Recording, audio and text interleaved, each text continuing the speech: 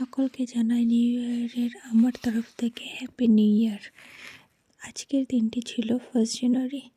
আমরা একটু ঘুরতে বেরিয়েছিলাম কোনো প্রোগ্রাম ছাড়াই। গেছিলাম ইকো পার্কে, কিন্তু ইকো পার্কে যেতে গিয়ে রাস্তায় দেখলাম প্রচণ্ড পরিমাণে জ্যাম, যেটা মানে ভাবার বাইরে। তো ফাইনালি আমরা ইকো পার্কে পৌঁছেছি। ইকো পার্কে পৌঁছে আমরা দেখছিলাম যে এত ভিড়, এত ক্রাউড, মানে ওখানে পা রাখার মতো জায়গা ছিল না। ইকো পার্কে ফাইনালি পৌঁছে আমরা টিকিট কাউন্টারে গেছিলাম। তো টিকিট কাউন্টারে গিয়ে আরও সমস্যা, কোনটা লাইন আর কোনটা লাইন না কিছুই বোঝার মতো ছিল না। ঘোরার তো কোনো প্রোগ্রাম মানুষের থাকে না, যাই হোক প্রোগ্রাম করে নিতে হয়। হট করে প্রোগ্রামটা হয়েছিল, আমরা একটু ঘুরে মনটা ঠিক করতেই গেছিলাম।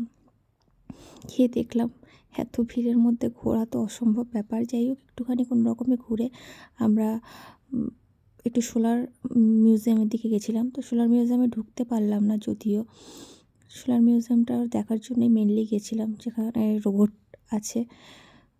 তো গেলাম, একটু ঘোরাফেরা হলো। আজকের দিনটা খুব ভালোই গেল। আমি, আমার একটা ফ্রেন্ড, আমার ছেলে আর আমার একটা ভাই গেছিলাম। দেখো এই পাখাগুলো আমার খুব পছন্দ হয়েছিল, মনে হচ্ছিলো একটা তুলে নিয়ে চলে গেছি, যদিও নিতে পারবো না। তো যাই হোক একটুখানি গিয়ে শো করছিলাম, মনে হচ্ছিলো নিজেকে রানী রানী ফিল করছিলাম। মনে হচ্ছিলো যদি একটা পেতাম তো একটু হাওয়া খেতাম। এটা সোলার মিউজিয়াম, তো ওখানে ঢোকার মতো আজকে চান্স ছিল না। এত ভিড়, আমি এই ভিড়টা দেখো সবাই, কি প্রচণ্ড পরিমাণে ভিড় আজকের ইকো পার্কে। আমার খুব মাথা গরম হয়ে গেছিলো, দিয়ে ওখান থেকে বেরিয়ে আসলাম। বাইরে এসে আমরা একটু পাপড়ি চাট খেয়ে নিলাম। আমার ছেলে পপকর্ন খেলো, ওর পপকর্ন খুব ফেভারিট।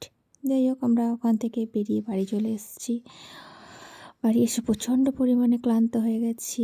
এটা আমার ফার্স্ট ব্লগ, তোমাদের কেমন লাগে একটু জানিও আমাকে।